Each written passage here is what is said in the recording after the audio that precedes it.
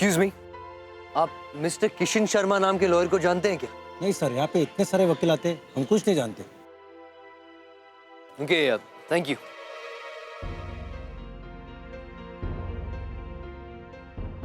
Excuse me. जी कहिए। आप जानते हैं एडवोकेट किशन शर्मा कहाँ मिलेंगे? आई मीन एनी आइडिया कहाँ बैठते हो? जी नहीं सर, कहिए क्या केस है आपका? नहीं नहीं, एक्चुअली मुझे उनसे ही काम। अरे किशन शर्मा को ढूंढ रहे हो का?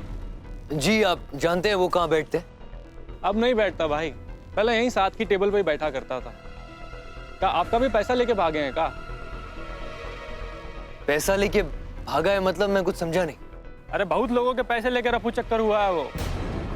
पैसे लेने के बाद तो वो मिस्टर इंडिया हो जाते हैं, यानी अदृश्य। अब तो ढूंढते रह जाओगे उन्हें। ऐसे कैसे मासूम लोगों के पैसे लेके? अब पैसे की धोखाधड़ी कोई नई बात तो है नहीं, ये सब तो चलता ही रहता है यहाँ। पर ये भी एक कला है, सब में नहीं होती। छोटे मोटे लोग वकीली करके आ जाते हैं, जेब में चाय पीने के लिए पैसा नहीं होता। फिर अब ये सब नहीं करेंगे तो और क्या करेंगे? खाली आपके नहीं, बहुत से क्लाइंटों के पैसे लेकर गया है वो। अब आप उसके इंतजार में बैठेंगे ना तो जीतने वाला केस भी पहले ही हार जाएंगे मेरे दोस्त, समझिए। चलिए दुबे जी। अरे आ रहे हैं भाई, काहे शोर मचा रहे हो? आ रहे हैं। ओह माय गॉड, इसका मतलब उर्मी का वकील भाग चुका है और उसके पास अब कोई वकील ही नहीं। आपकी गहनों की कंप्लेंट से तफ्तीश करने के बाद एक इंपॉर्टेंट बात सामने आई है। हमें पता चला है कि वो नकली गहने इनके यहां बनवाए गए हैं। बनवाए गए मतलब कैसे? लेकिन किसने बनवाए और क्यों? साहब जी, मेरे पास एक आदमी आया था असली गहने लेके। कह रहा था कि उसकी बहन की शादी है और चोरों से डकैतों से बचने के लिए ये ऐसे ही नकली गहने बना दीजिए। असली गहने मैं अंदर रख दूंगा और नकली गहने बहन को पहना दूंगा। बाप रे! ये कौन था वो आदमी भाई? और आपने ऐसे कैसे बना दिए नकली जेवर? सर जी, ये तो मेरा धंधा है ना। यहाँ देखिए जरा, इनमें से कोई।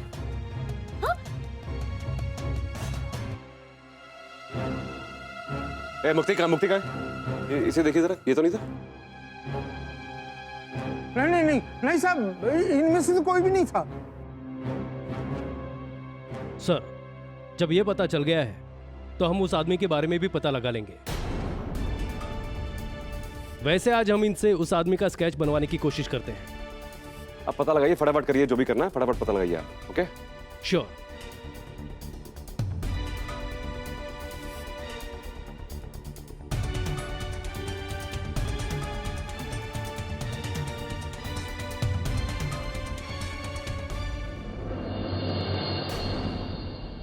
गहने हैं इनके ना डुप्लीकेट बनवाने हैं। ये था क्या वो? अरे हाँ, यही तो था।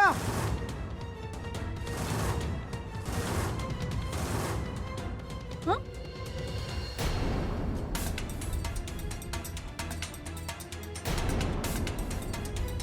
अमृत?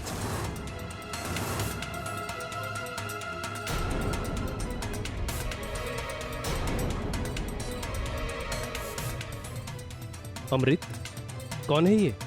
हाँ, ये आप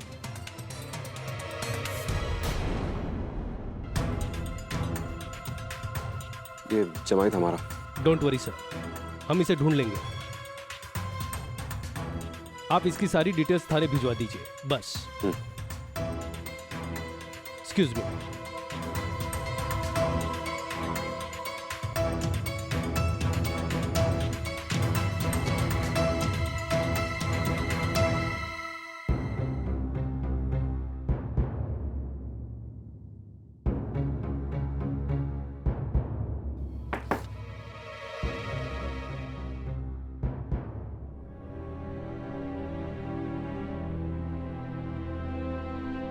आइए ना।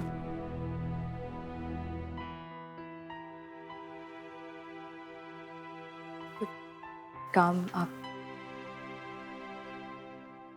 तुम्हें याद है ना तुम्हारे केस की पहली हियरिंग कल है? हाँ याद है हमें। क्यों? And I believe you know कि तुम्हारा lawyer mister Kishan Sharma is a cheat. वो तुम्हारे जैसे बहुत से मासूम क्लाइंट्स के पैसे लेके भाग चुका है। And you should also understand कि लास्ट मिनट पे अब कोई भी वकील तुम्हारा केस टच नहीं करेगा।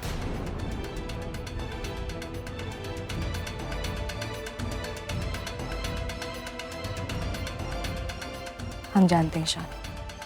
ओके, तुम जानती हो कि कल तुम्हारे केस की पहली हियरिंग है और तुम्हारे पास लॉयर नहीं, तो अब तुम क्या करने वाली हो? हमने तय किया ईशान,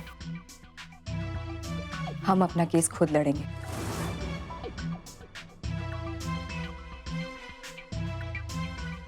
उर्मी, तुम क्या कह रही हो? बिल्कुल सही कह रहे हो।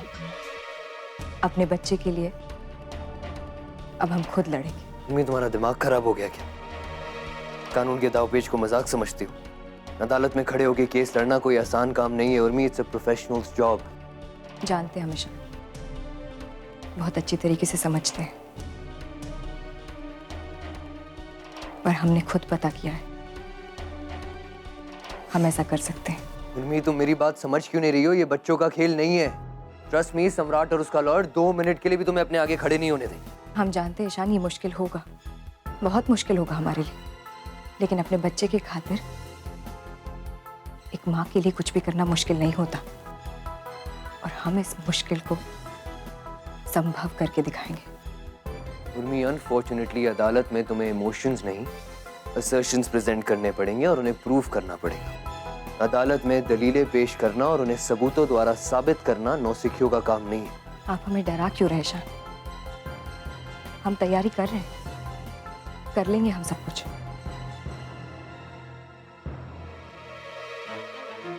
उर्मी, मुझे समझ नहीं आ रहा कि तुम शौर्य के कस्टडी के केस को इतने हल्के में क्यों ले रही? हल्के में नहीं ले रहे ईशान, जिंदगी और मौत का सवाल है हमारे लिए। शौर्य की कस्टडी मजाक नहीं है। इसीलिए कह रहा हूँ बच्चों जैसे बिहेव करना बंद करो and let me handle this case. Urmi, this is my job. Ishan,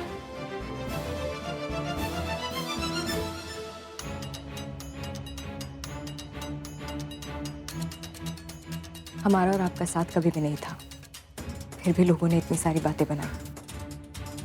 अब और किसी तरह की बातें नहीं चाहते हमेशा। हम अपना केस खुद लड़ लेंगे, अपने तरीके से हैंडल कर लेंगे। आप रहने दीजिए। Excuse me.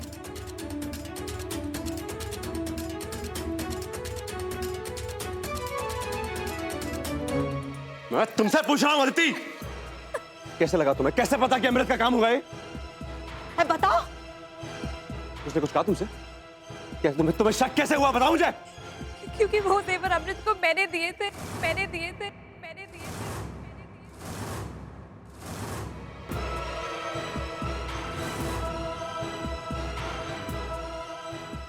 तुमने दिए थे मतलब? इसका मतलब ये हुआ कि इसी घर की बिटिया की कारस्तानी है जे। मुझसे बहुत बड़ी गलती हो गई भैया, बहुत बड़ी। क्या तुम क्या गलतियां करने के लिए पैदा हुई हो क्या? हाय अदिति, तुम हमें ये बताओ कि तुमने उसे जेवर दिए ही क्यों? क्योंकि अमृत ने मुझसे पैसे मांगे थे नया बिजनेस स्टार्ट करने के लिए। मेरे पास पैसे नहीं थे, तो इसीलिए मैंने उसे जेवर दे दिए। उसने कहा था कि मुझे 2 दिन में वापस लाके दे देगा। मुझे नहीं पता था कि अमृत ऐसा धोखा देगा। उसने कहा था कि वो ढाबा खोलना चाहता है। मैंने तो बस उसकी मदद की थी, ये सोच के कि मेरा घर बच जाएगा वापस। याद है अदिति, मैंने तुम्हें बताया था कि मैं ढाबा शुरू कर रहा हूँ एक पार्टनर के साथ। बस उस ढाबे के लिए एक जगह देखी थी, बहुत अच्छी, सारी बात हो गई थी, पर अब एकदम से वो मालिक बोलता है कि मुझे 2 दिन में पैसे चाहिए। सिर्फ माँ के गहने लाकर मुझे दे दो, 3-4 दिन के लिए गिरवी रखूंगा और ये पैसे ले लूंगा और फिर वापस कर देंगे।